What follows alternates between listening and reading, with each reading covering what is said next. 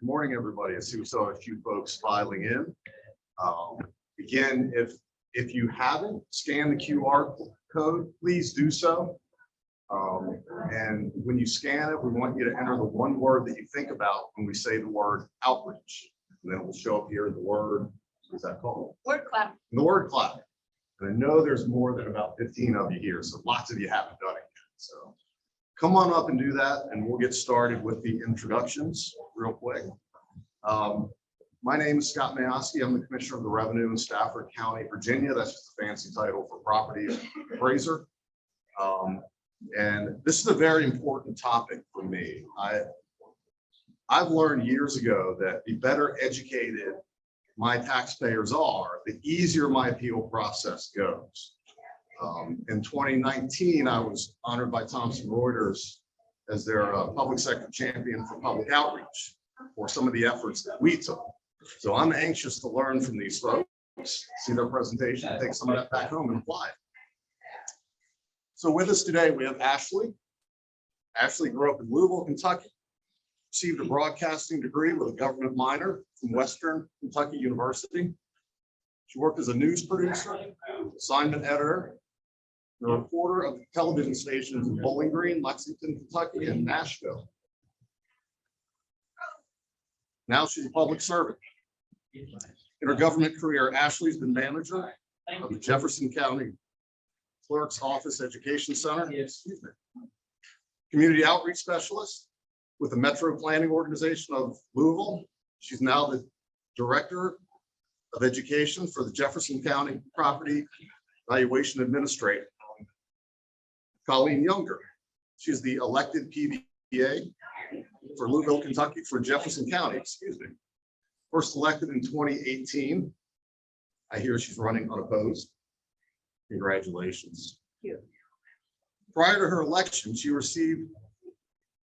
served as the Communication Director and Chief of Staff for the then PVA. She's a lifelong Louisvillian. Is that how you pronounce it? A lifelong Louisvillian. Colleen has rooted her life in public service. She believes strong neighborhoods and strong connection between people are keys to communities moving forward. I'm sorry, can you hear me now? No. No. A little better, not well enough. Then how about now? Now. Okay, all right, sorry about that. We started with Colleen. Colleen Younger is elected Jefferson County Property Valuation Administrator. She's elected in 2018. Prior to her election, she served as Communications Director and Chief of Staff of the PVA office. She is a lifelong Louisvillian. Colleen has rooted her life in public service. She believes in strong neighborhoods and strong connections between people. They're the key to communities moving forward. Since becoming PVA, Colleen has made innovative community outreach and engagement a central focus of the organization she leads. And at the end, we have Evan Westfall. Evan is a native Kentuckian, a Center College graduate and a lifelong Louisville resident with a background in corporate, customer service, and technology training. I feel like this just went out. He now enjoys a career in government at the Jefferson County PVA's Director of Special Projects and Signature Programs. He helps shape programs and projects to reach and serve the community in new ways.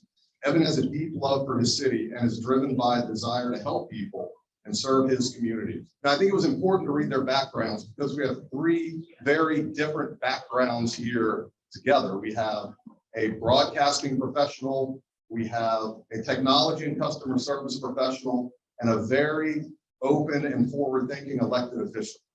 And I think you're going to see those three disciplines work very well together. And that's what has allowed Jefferson County to be as successful as they have in community outreach. So I know we've got a long program ahead of us, an interesting program ahead of us. So I'm going to hand over the microphone right now. Thank you, Scott. Yes. Good morning, everybody. Thank you so much, Scott. Nice introduction for us. And we are really indeed honored and so excited to be here at the IAAO with so many diverse jurisdictions and professionals in valuation from across really the world. And we are excited and honored to be able to present today. Before we go any further, I'd like to introduce my staff that is here with me And I'm going to go from the right to the left. Well, I'm going to go to the left to the right. There's my Chief of Staff, Jason Hancock. Human Resources, Mary Rose. Customer Services, Home Rule Cities, Melody Humphrey. Research and Evaluation, Stephanie Hart. Director of Assessment, the illustrious Tommy Hart. And Evaluation and Verification, Ken Marl. And I'd like to also introduce our Communications Assistant, Emma Vanderveer. We believe in team in our office. I want to recognize that we have a member of our own Kentucky Board of Tax Appeals with us today in our workshop. Thank you, Natalie Lyles, for honoring us to come and give us your attention. And we have some other professionals, PBAs elected from Kentucky in the back there. Thank you guys. Thank you all so much for coming. There's that precious Kelly Lang. We're really great. As I said, we're really honored to be here, and we're going to go ahead and get started because we have a lot to cover. So let me give you a quick synopsis of our office, since we know that every office looks different. We are the Jefferson County Property Valuation Office located in local Kentucky, where the population is approximately 634,000 people. We are in a large metro area that includes the entire county. Our office is responsible for assessing 325,000 parcels at 100% fair cash value. That comes directly out of our state of Kentucky Constitution.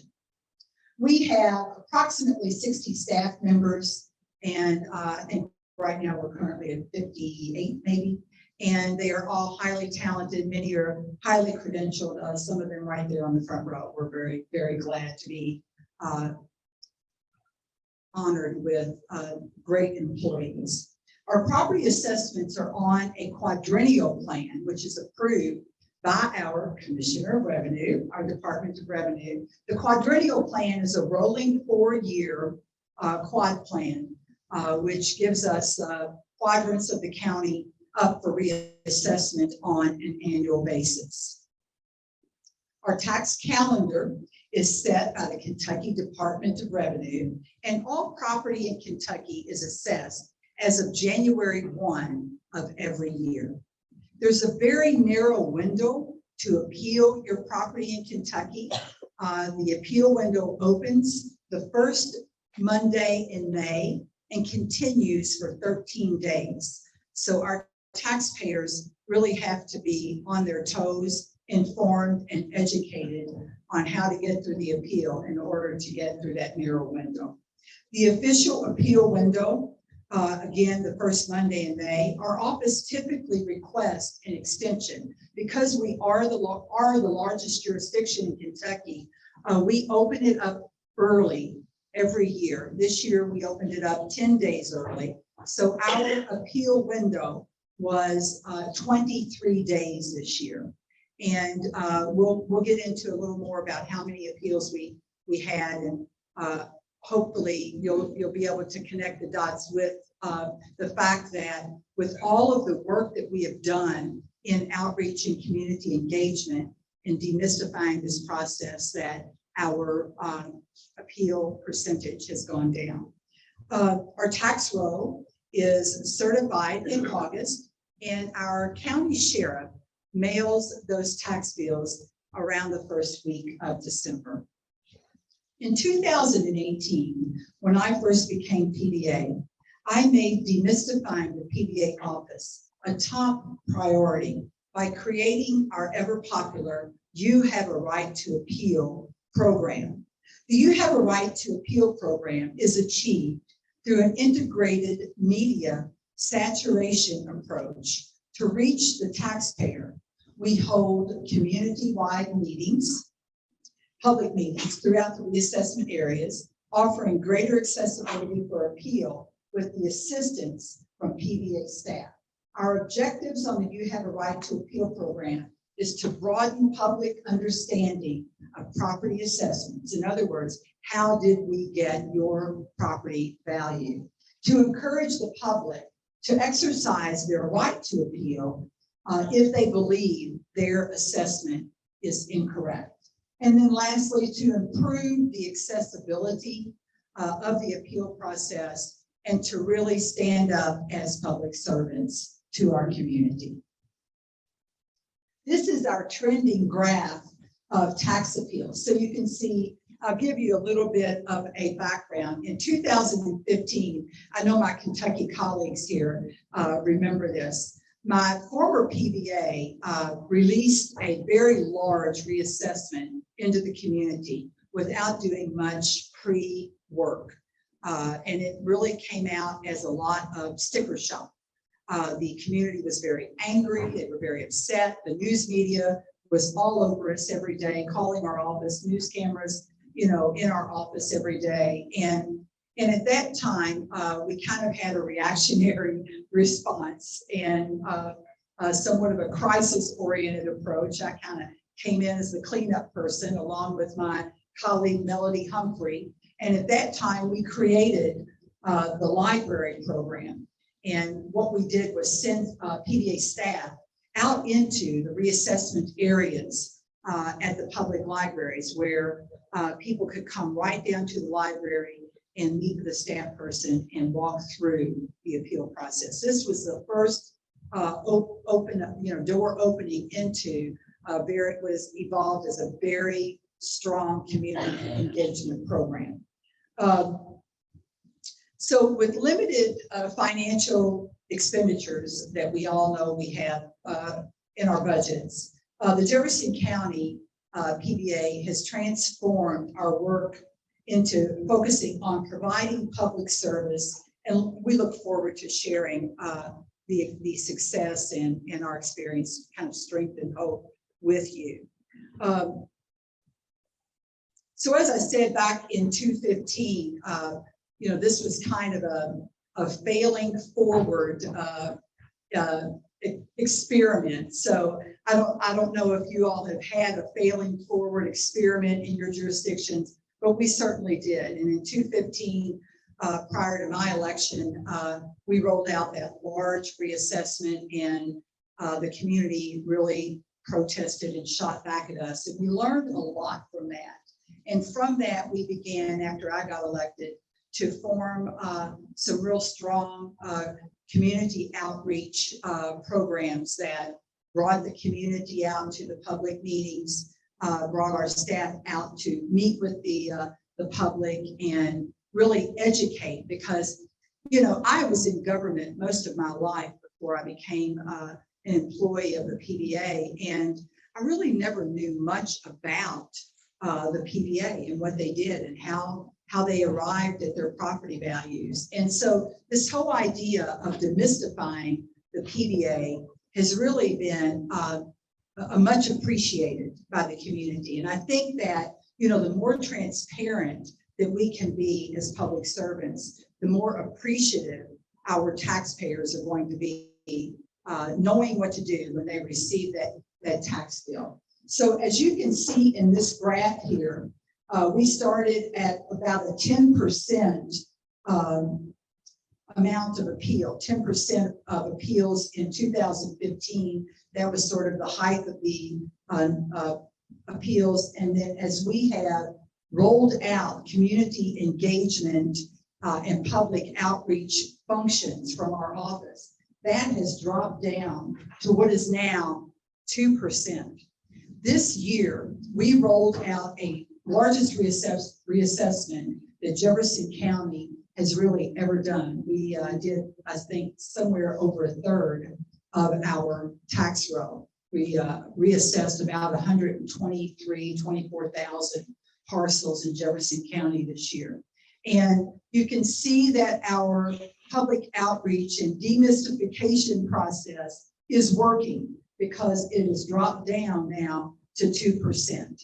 And we held a lot of public meetings, which my colleagues here with me today are going to share with you about how we did that. And so this has really been a wonderful, kind of a new day at the Jefferson County PBA in how we do our work. And when I arrived at the PVA, I will say this, you know, I worked previously for a very dynamic mayor named Jerry Abramson in Louisville, Kentucky, and was always kind of a community-oriented person, believed that you have to connect with the community to be successful in your job, and that you also have to get in business with the right people of who are sitting on the front row up here and with me on the stage today. And when I arrived at the PVA, there had not been a lot of high motivation to engage the community. And people were very good at their jobs, but they just kind of did their jobs and they really didn't engage much with the community. And we really turned that around. You know, we really changed that. We developed an organizational value of this whole community and public outreach effort that really establishes us as good public servants. And a good public servant is a transparent public servant. And that's what we're working on in the Jefferson County PVA. Can we pull up the, well, we've got, let's see, framing our work as public service and doing what's best for the community. So I said, getting in business with the right people. If you don't hire the right people in your office, you're not going to be successful. That is so important. You know, as the elected official, you know, we don't have to know, and we're never going to know everything. But if we have the right people supporting us day in and day out, and people who know their job and are very good and very committed and share the same organizational value, then you're going to be very successful. Our simplified mission statement: providing fair and equitable assessments with best-in-class customer service. And then also demystifying the PVA, offering transparency and honesty, embracing the idea that fair and equitable assessments require public understanding of the appeal process and ease of access. And that was our "you have a right to appeal" that is achieving that at a high level. So, you know, we tend to want to hide from our valuations. We tend to be afraid to face the public because property values then convert to, you know, the tax bill. And we're, you know, we have to stand in confidence that, you know, we have done the right thing, that we have done our due diligence, and that we're standing behind our values. And that's what we're doing with this program. So I'm going to turn it over now to Evan. And thank you all. Stay tuned. We've got some great stuff we're getting ready to share with you. We really appreciate all of you all being here with us today. I think we've got this mic working again. Can everybody hear me? Okay, great. I'm going to switch over to that one. Is this off? Yes. Okay. All right. So welcome, everybody. Really glad to be here with you. We've got a short little video we'll show here that just kind of is a montage. It collects some of the images and sounds of our outreach campaign. We'll share with you. If you get that assessment notice and you disagree with that property value, we want you to appeal. Access to in front of my house, and I'm single and I'm fixed income, and my house is not good. The process was very heavy with everything. The taxes that are collected from the property tax bill goes to fund our public schools, a central part of our democracy in every county and our state. And it also funds our fire districts, very important public safety, and then other important public service. I think everybody needs to know and interview people and explain and they can actually see it for themselves.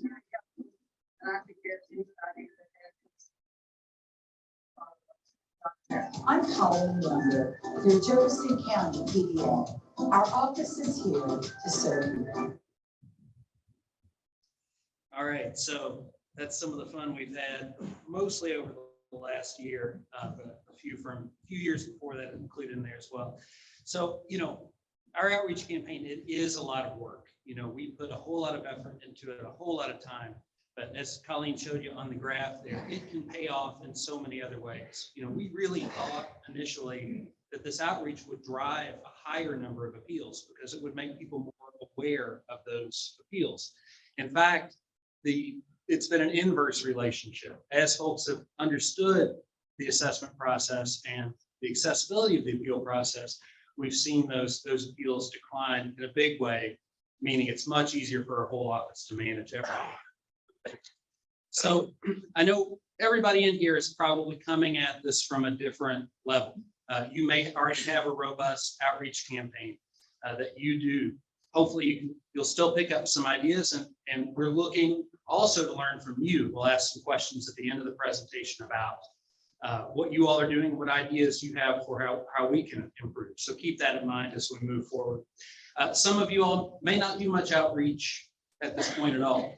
So we're going to take this back to maybe a little bit more basic of a level, but also just to make sure that we've covered all the facets so that whatever stage you're at, you can move forward and improve what you're doing.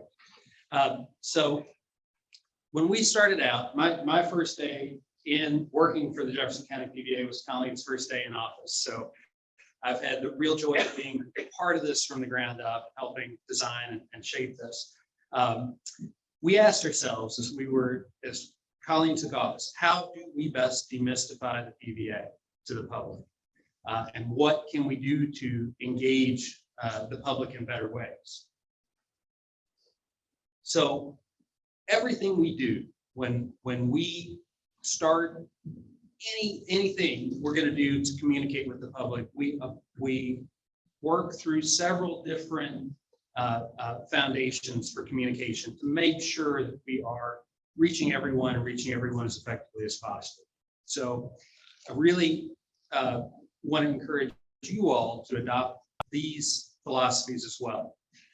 So we approach everything trying to look at it through an empathetic lens. Try to understand where the other person's coming from. We work in the industry. We know the acronyms. We know all the terms. We know what's going on. But somebody that's just bought their first piece of property, somebody that doesn't work at our office, they don't understand.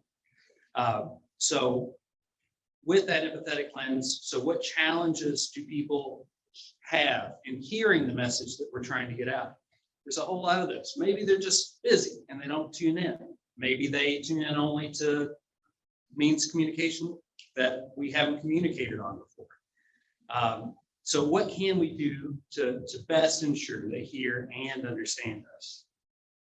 So out of that, develop a language that is in layman's terms when you're talking to the public.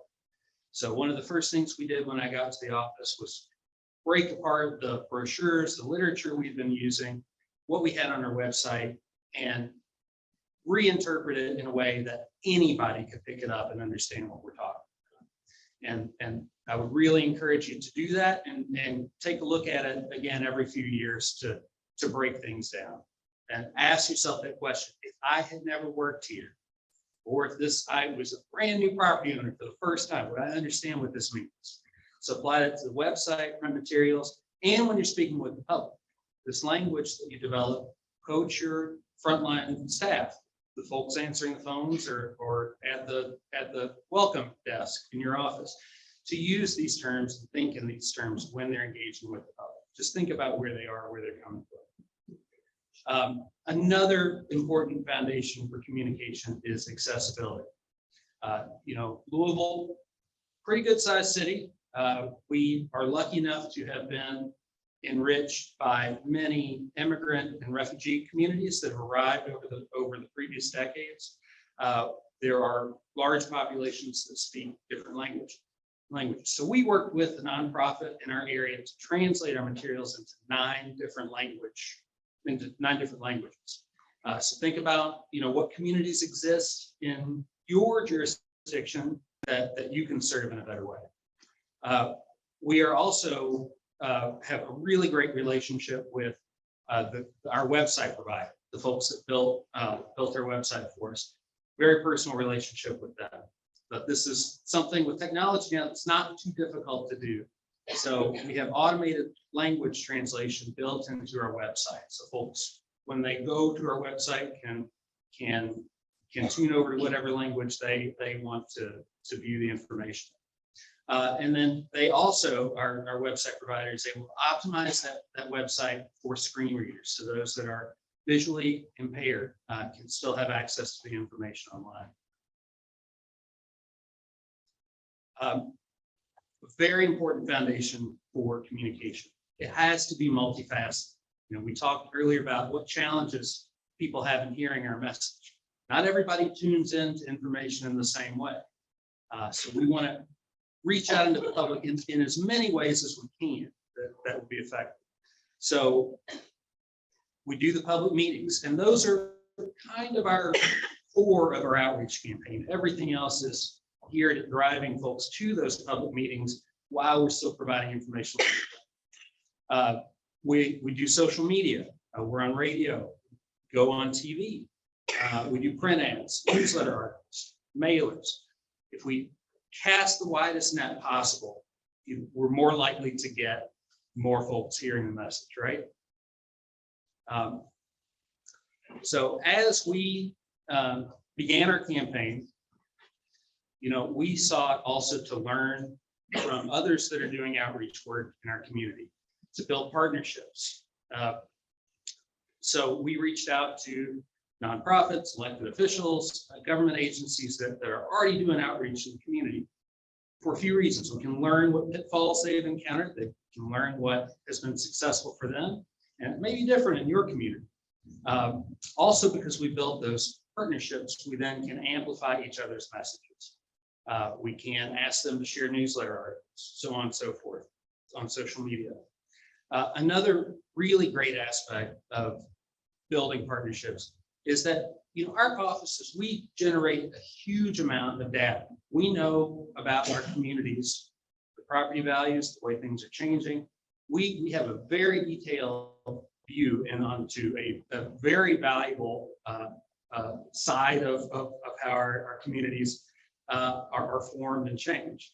So we've found that many of these other agencies and elected officials don't even really know what we do. So we demystify ourselves to them.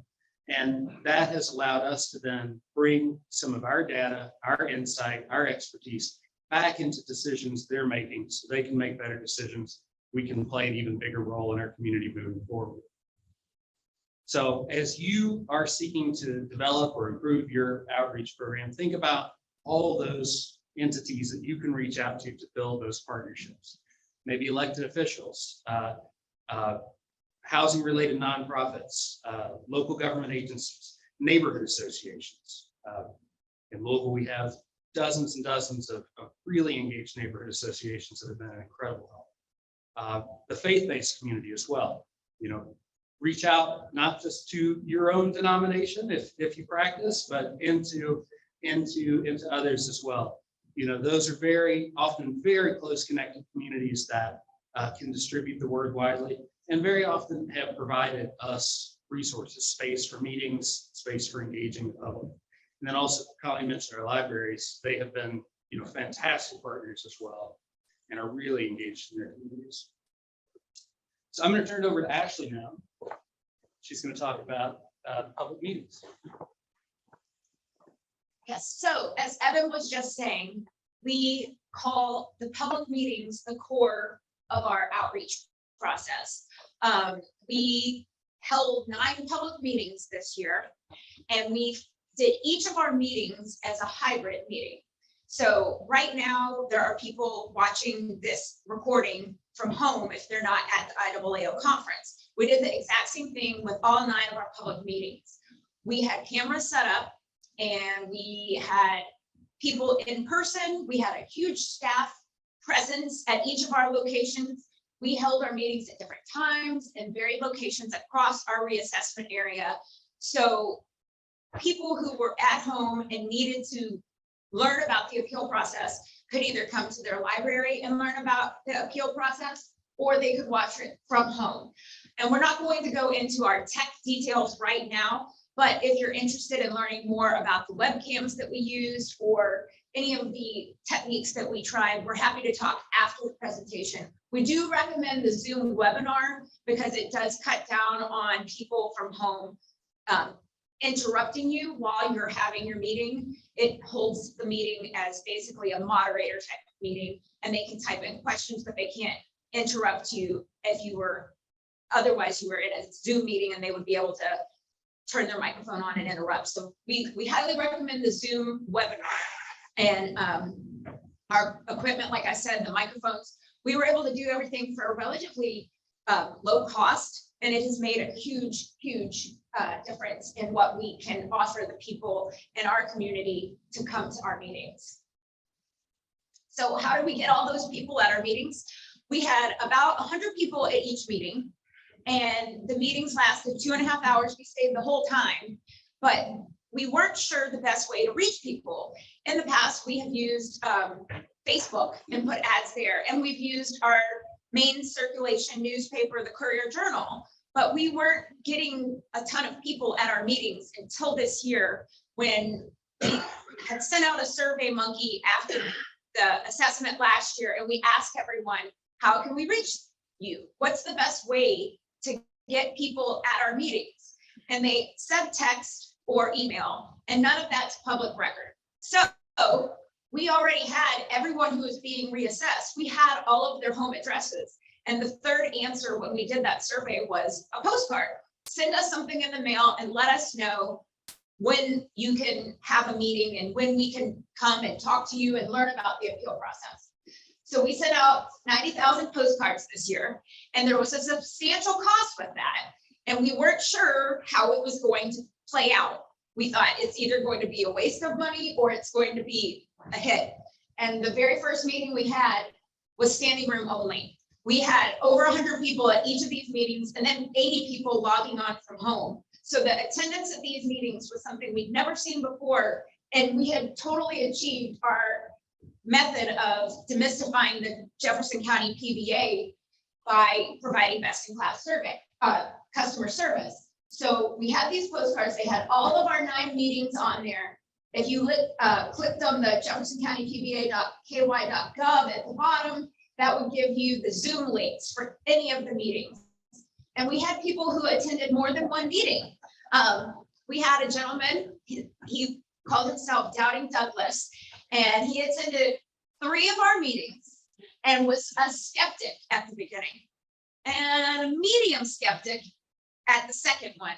And by the 3rd meeting, I think he knew as much about the appeal process as we do.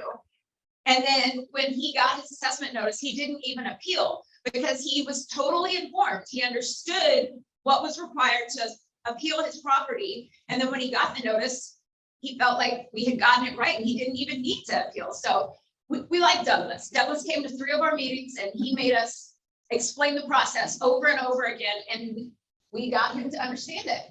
And another way that we want to reach the public is by having an eye-catching assessment notice. When they get their assessment notice, we don't want it in a black and white envelope that they have to open up or toss in the trash because they just don't think that it's important. We wanted their home on the front of the card. So that's going to grab their attention. It's going to show their home and their assessed value right there on the front. On the right of that, can we go back? Thanks. On the right of that, it says important 2022 property assessment notice in huge red letters. So there's not really any doubt about that. And then one of the things that is really nice about the assessment notice is the QR code on the front.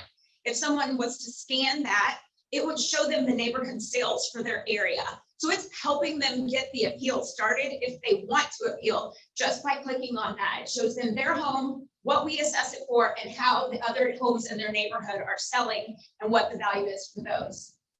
The back of the card had all of the ways they could come to appeal. They could go online.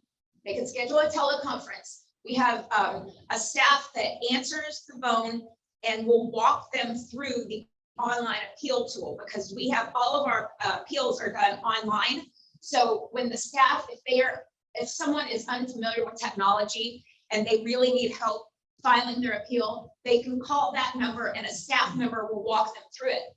or they can go to one of our satellite offices that's at the libraries. As Colleen said, we set up these, you have a right to appeal meetings, and we have 2 staffers at the libraries that are there all day long, every day of our assessment, our appeal period, that will walk someone through. People can bring their phone in and they can upload pictures right there at the library.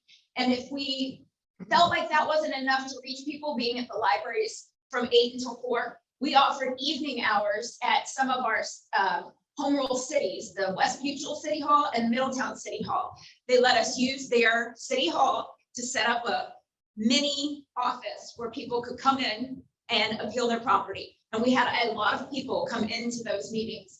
And it was just a really great way of showing people how easy it is to appeal if they want to. And then at the bottom, you can't see because there's a green bar for Zoom on there, but it says your assessed value can affect your property tax bill. We wanted to add that sentence this year because the property tax bills are not mailed until November, and they're getting this notice in April. So we wanted them to look at that and say, I'm going to need to keep this. This is something I don't want to throw away. So reaching the public through press conferences. We have a State of the Real Estate press conference every year. It was in person, and now it has become more of a hybrid or Zoom only meeting where the media is able to talk to Colleen and ask Colleen questions about the assessment. They learn about a general idea of how many properties are being assessed and what the assessed contribution is going to be for the Kentucky tax roll. But the way that you want to get the media at these meetings is really grabbing their attention. And when Colleen took office, the Churchill Downs, has anybody been to Kentucky? I know all the Kentucky PBAs have, but we have the biggest, like most famous, iconic racetrack in the world at Churchill Downs. And there was an industrial revenue bond established years and years ago that gave them a lot of leeway on how much they were actually paying in their property tax. And Colleen took office and she said, this is not right. They need to be paying their fair share for our Jefferson County Public Schools and our fire departments. And she stood up to Churchill Downs. It was incredible. When she did that, the media immediately gave us coverage. If you're going to stand up to Churchill Downs, you're going to get coverage. And that means when they cover the story about the press conference that the PBA held, they're not just talking about Churchill Downs. They're talking to anyone who lives in Jefferson County and is being assessed that year. So those people will know the Jefferson County PBA is out here doing the right thing and communicating with us how we can appeal. So we have a media packet that goes out the day of the press conference, and it has really nice spoon-fed details. If you have worked with any populations of the media where you're from, sometimes they can get things incorrect. So if you give them a media packet and everything is there, we use infographics. We try and make it appealing. So if they want to just take it straight from our media packet and put it on their screen, they can do that. And the great thing about these press conferences is that they are 100% free earned media. Your earned media is the best media. And it's also a great way to forge relationships with reporters at different stations, whether it's television, radio, or newspaper, editors. You want to make sure that they understand you're not asking them, you're not the boy who called wolf, you're not begging them to come and cover you for no reason. They know when the PBA asks for coverage, you're going to give them something that is important and their viewers or readers will really need to know. So we've worked hard to really reach out to radio shows and morning television shows where the anchors have a great fan base, and the anchors of those radio shows and television shows have gotten to know Colleen over the years, and they really do understand how we do appeals. So when they're hosting their show, they have her on, and she's able to talk about all of the meetings that we're about to have, telling people the appeal window is going to be from April 22nd until May 17th. But if you need to come to our meetings, here's where we're going to be. So we're really, really telling them. And then at the bottom of this, you can see an op-ed that Colleen wrote back in 2021, talking about how we assess property during a pandemic.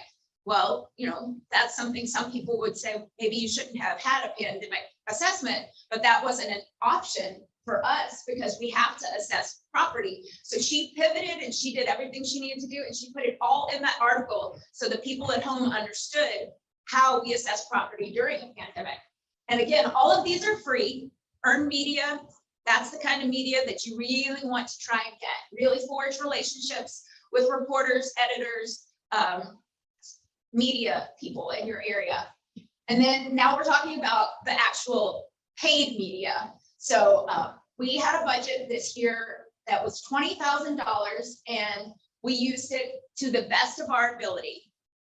We used the Courier Journal, which is our largest, and we also used iHeartRadio, which is a monopoly for mainstream radio, and they got a lot of our message out, but we wanted to take that further. We wanted to reach some of our underserved communities. So the Defender newspaper is the largest Black newspaper in Kentucky, and that WLOU, yes, it's the only, I'm sorry, it's the only in Kentucky. And then WLOU is a local Black station with a lot of listeners.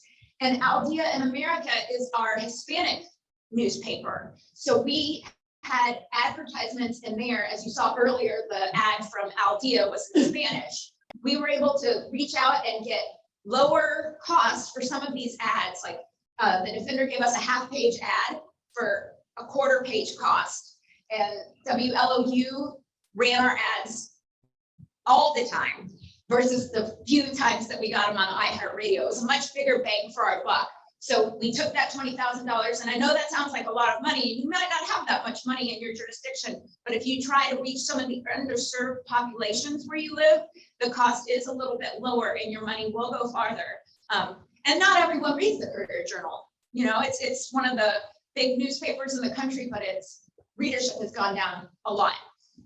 So another thing that we talked about was our public partners. We are, in this picture right here, we're at a fire chiefs meeting.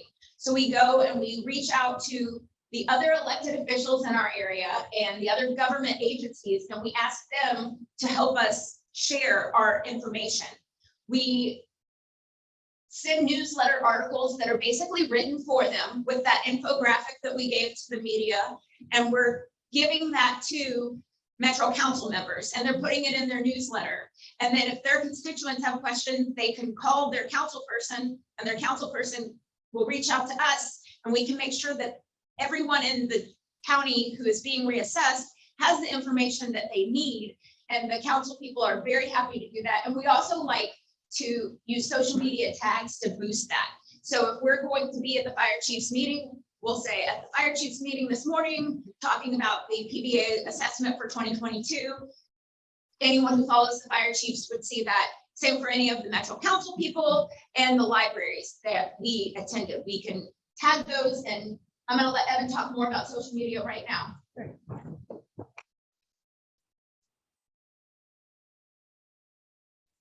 All right, so we also put together a PSA video. We have a nice camera we do that on, but it works just as well on an iPhone or Android to put together just some quick information to share on social media. The reason we do that, and we try to capture video otherwise, is that the social media algorithms will deliver video better than anything else. You're going to get a further push through rate with that. Likewise, photos deliver better than just text. Just text is not going to go much of anywhere. So put a nice photo up there. It's attention grabbing. The algorithms like to deliver that, and then include a link or brief information in text below that. And again, as talk about amplifying reach, tag partners, the venues where you're going to have the media. That way you tap into their existing networks and get the word out even better. We also use paid social media ads. Now, the budget for those is much, much smaller than traditional media. For a few $100s, you may be able to reach many tens of thousands of folks in your community. You, of course, have information on who the taxpayers are. Name and address allows you to target just those folks, so that you aren't paying to send the ad to somebody who's not a property owner or doesn't live in that area. So very low cost. We won't get into super into the weeds on that, but if it's something you haven't done or want to amplify, come talk to us, reach out later on. So another aspect of our outreach campaign is really continuing to build this library program that Colleen mentioned earlier. We have a great relationship with the Louisville Free Public Library. They provide space, computers for us, and we invite the community. We're there every day during the appeal period, so that folks don't have to come downtown. A lot of folks don't like to do that in Louisville. So they can go right there in their own neighborhood. And special evening and weekend hours. Again, thinking through that empathetic lens we mentioned earlier. Not everybody can get there if they work a 9 to 5. So for us, it means working a little bit outside our normal hours, maybe on weekends too, so that folks have the opportunity to come speak with us. I'd just like to kind of piggyback on something Evan's talking about here with these evening hours and non-traditional hours in serving the public. I think that really does fall or broaden our public service definition. When we are going out of our way to serve the public, they know that and they appreciate it. And that's what we have experienced, is that doing these, non-traditional hours of being accessible and available for appeals has really brought a lot of credibility and integrity to our office. So it does, it really brands you as an exemplary public service agency. Can I say one thing also? I don't mean to, I forgot to say this when we were talking about our public meetings. We had 100 people at each meeting, and the thing that surprised us and in fact shocked us after the very first meeting when we were at the Newburgh Library, people started standing up and clapping for us.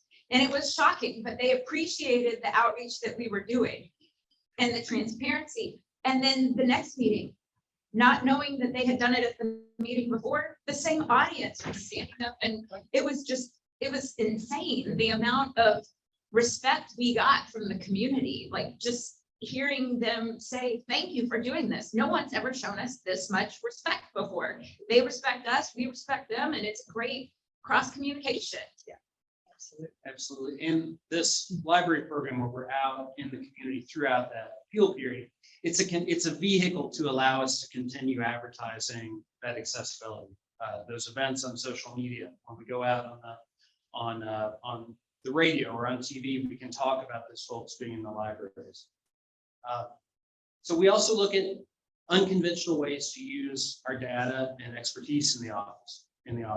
So a really interesting project that I've really enjoyed working on is the Jefferson County PVA Story Map. We use ArcGIS for our GIS services. This is a platform that's just built in, comes with our subscription, and allows us to create a really rich interactive experience for the public. So we use the data, we use our expertise in the mapping department to help create the maps and display them for each and every one of the 150 plus neighborhoods and home rule cities in Jefferson County. Reinterpret the data that we generate in a way that is meaningful for the public. And then we go out as communications team, take photos in the neighborhoods, research the history, a little bit of the history. So somebody that's moving to Louisville or moving across town to a new neighborhood can see what it's like to be there and what's going on. Really has been a rewarding project to work on. Yep. And then a project that we also have that I think just shows the transparency, one other layer, like an onion, I suppose, is the annual report. They had not done one before 2020.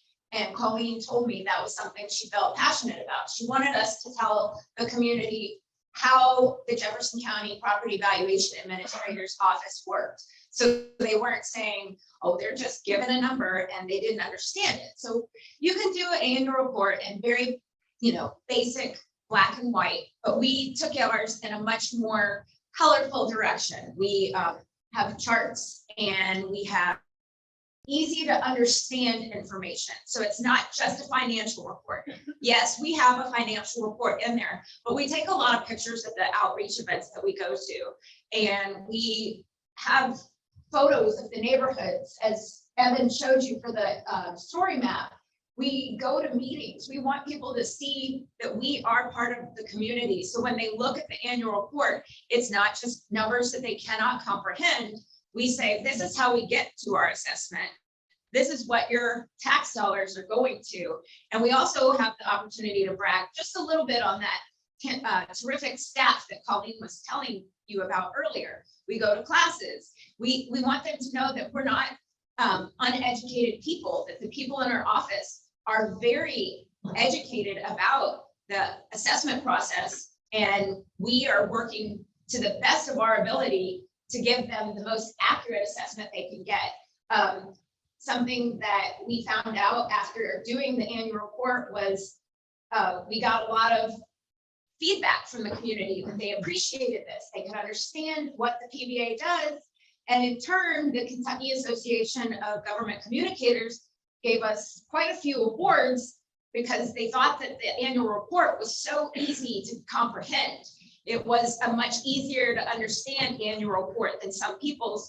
So when we entered our annual report in a contest, we got a lot of great feedback from that association, just saying, this is an easy to understand way for people to understand what you're doing in your office. And we were proud of that. And I know we're running up against the end of the time here, so we'll move quickly here. But another unconventional thing that we've done, and a key to really engaging the public in an effective way is keep your finger on the pulse. What stories are making news at any given time that are capturing the public's attention that relate to what we do as offices. So in Kentucky, we do personal property, motor vehicle assessments. For the first time ever, used car vehicles were up this year. It's huge in them. Everybody heard about it.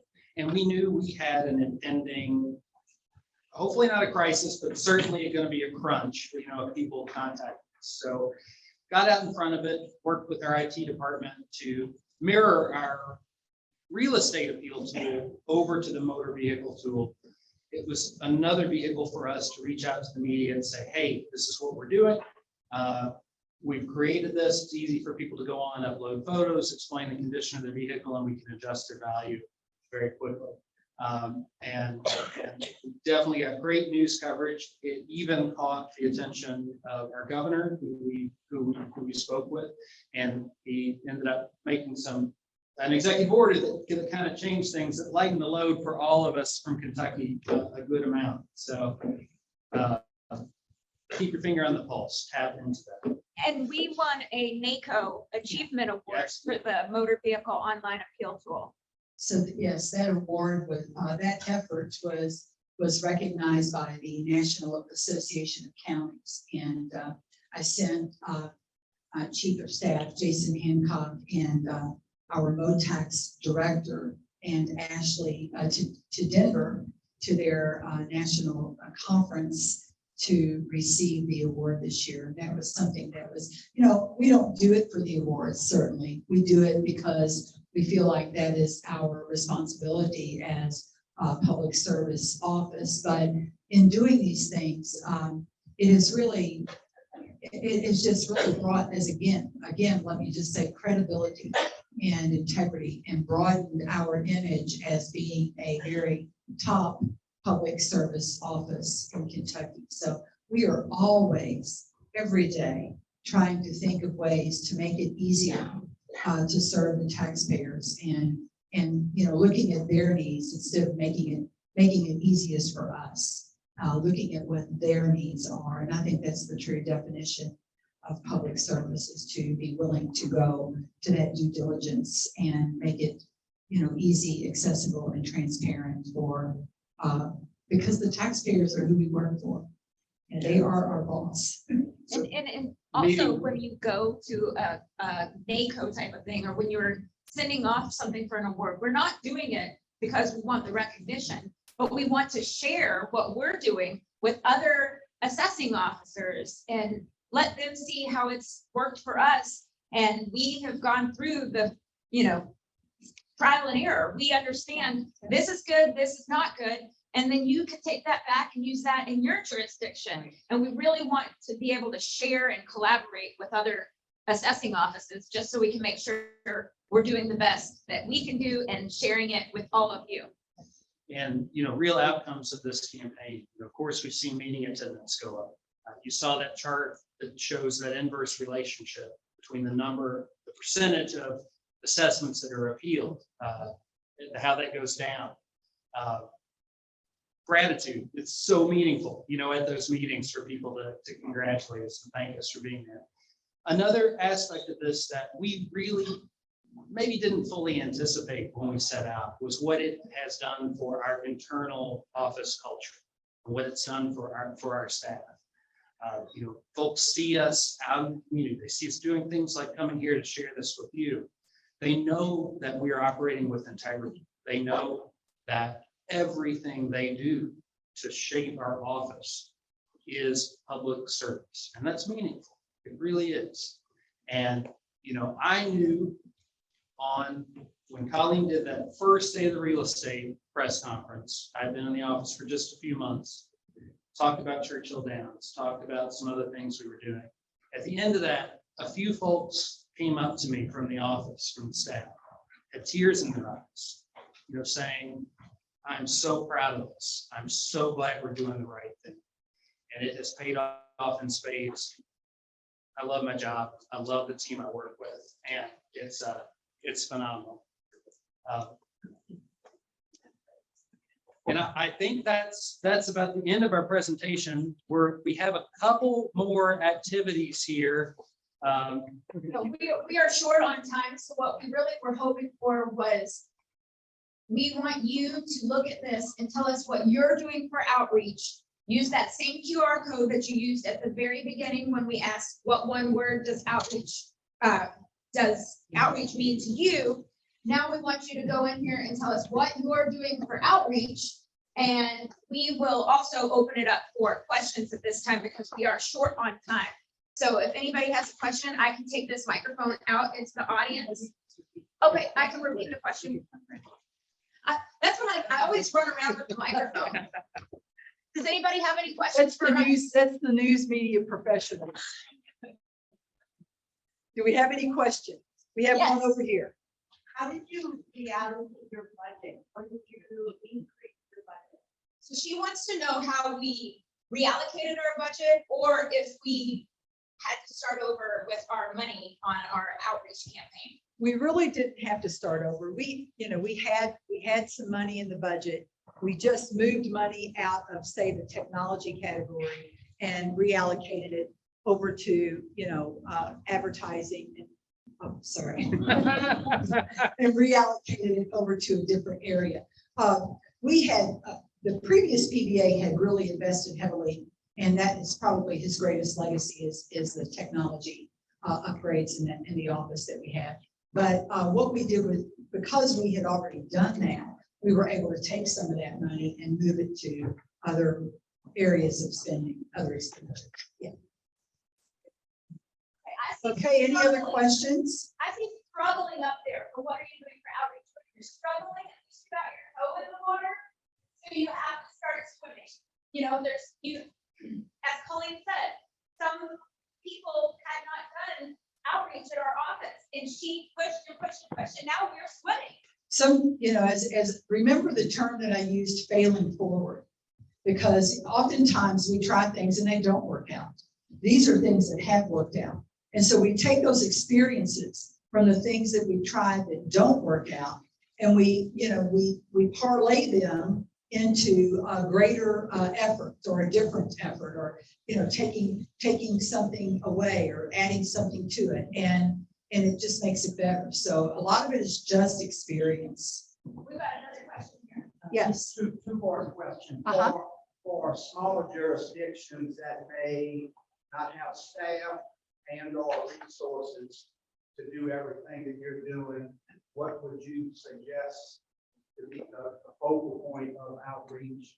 And second part, in any of your outreach approaches, how do you keep your meetings or interaction with the public focused on what we do, which is property valuation, and the conversation's not bleed into my taxes are too high?